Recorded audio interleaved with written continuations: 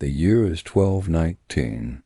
The entire world does not yet know his name, but it will. He is Genghis Khan, the great Khan of the Mongols, a man forged in the unforgiving wilderness of the steppe.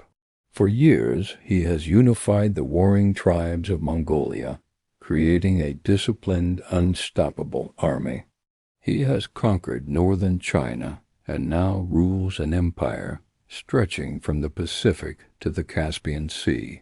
His gaze turns westward, towards the wealthiest empire of the age, the Khwarazmian Empire, a sprawling realm of glittering cities and ancient knowledge that covers modern-day Iran, Afghanistan, and Central Asia. Genghis Khan initially sought trade, not war. He sent a caravan of merchants and diplomats to the Khwarazmian city of Otrar, hoping to establish a peaceful relationship along the Silk Road. But the governor of Otrar, greedy and suspicious, accused them of being spies. He had them executed and seized their goods. When Genghis Khan sent a second envoy to demand justice, the Khwarazmian Shah, Ila ad-Din Muhammad, made a fatal mistake. He shaved the beards of the Mongol diplomats, a grave insult, and executed their leader. In that moment, the Shah sealed the fate of his empire. The blood of the envoys had watered the seeds of a terrible vengeance. The great Khan was coming. To the Khwarazmian Shah, his empire was a fortress, the vast, waterless expanse of the Kizilkum Desert. The red sand was his greatest shield. No army had ever dared to cross it. It was considered impassable, a natural wall that would swallow any invader whole. The Shah stationed his massive armies in the great cities of Samarkand and Bukhara, confident that the Mongols would be forced into a conventional, predictable attack. He couldn't have been more wrong. Genghis Khan was not a conventional general. He understood that true victory lay in surprise. While his sons Joki and Chagatai laid siege to Otrar, the city of the initial offense, the Khan vanished. With his finest general, Subutai, and his main force, he rode directly into the heart of the Kizilkum. He gathered intelligence from captured nomads, meticulously mapping out the hidden wells and oases. For hundreds of miles his army moved like ghosts across the desolate landscape, a feat of logistics and endurance that defied all military logic. They were a phantom force marching through a hell of sand and silence, their destination a complete secret. While the Shah waited for an attack from the north, the Mongols emerged from the desert like an apparition directly at the gates of Bukhara, the religious and cultural heart of the empire. The city's defenders were stunned. They had expected the enemy to be hundreds of miles away, locked in sieges. Now the Khan himself was at their doorstep. Panic swept through the city. The garrison, realizing their position was hopeless, attempted to flee, but were cut down in a brutal engagement. The city's leaders, terrified, threw open the gates and surrendered, hoping for mercy. Genghis Khan rode his horse into the city's grand mosque, a place so sacred no one had ever entered it on horseback. He ascended the pulpit, not to pray, but to issue a proclamation.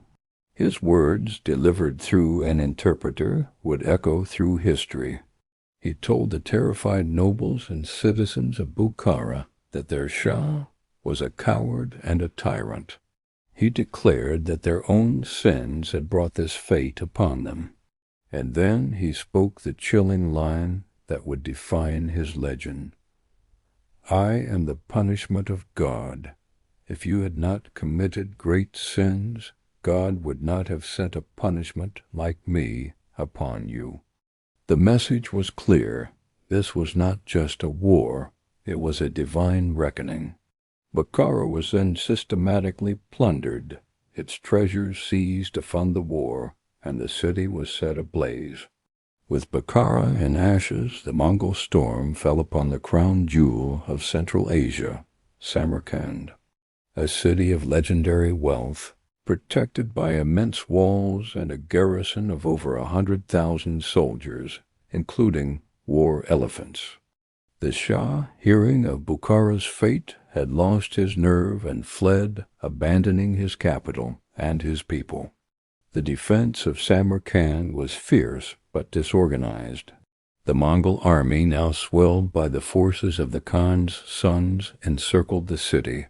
Their engineers, masters of siegecraft learned from the Chinese, unleashed a terrifying arsenal of catapults and trebuchets, hurling massive stones against the walls. After only a few days of relentless bombardment and failed sallies by the city's defenders, the morale within Samarkand collapsed. A group of city elders, desperate to save Samarkand from Bukhara's fate, betrayed the garrison and opened the gates to the Mongols. The foreign soldiers who had made up the city's defense were slaughtered. Genghis Khan spared the artisans and craftsmen, recognizing their value, and deported them to Mongolia to build his new capital. The rest of the population was forced out onto a plain where they were systematically massacred. The once vibrant heart of the Silk Road fell silent, its streets running with blood. The hunt for the fugitive Shah Muhammad began. The Khan dispatched his two greatest generals, Jib and Subutai, with 20,000 horsemen. Their mission was not conquest, but pursuit. They were the arrow generals, tasked with running the Shah to the ends of the earth. This chase became one of the greatest cavalry operations in history. For months they pursued the Shah across Persia, a relentless 1,000-mile pursuit. City after city fell in their path as they sought information on the Shah's whereabouts. The Shah, terrified and broken, finally died of illness on a small, isolated island in the Caspian Sea, a lonely end for the ruler of a once mighty empire. But the campaign was far from over. Genghis Khan now turned his attention to the rest of the empire, governed by the Shah's son, Jalal al-Din. In the city of Urgench, the former capital, the resistance was the fiercest the Mongols had yet encountered.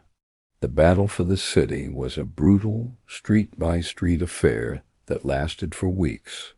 The defenders fought with incredible bravery, but the Mongols were masters of adaptation. When the city's defenses proved too strong, they employed a terrifying new tactic: river engineering. They diverted the nearby Amai-du-Darya River, breaking the dams and channeling its powerful current directly into the city. The floodwaters swept through Urgench, drowning the remaining defenders and literally washing the city off the map. It was a demonstration of total, absolute warfare, where even nature itself was turned into a weapon. The conquest of Khwarazmia was a watershed moment. It was a campaign of unprecedented speed, brutality, and strategic genius. Genghis Khan had not just defeated an empire, he had erased it. The great cities of Central Asia and Persia were left in ruins, and it is said that the population of the region did not recover for centuries.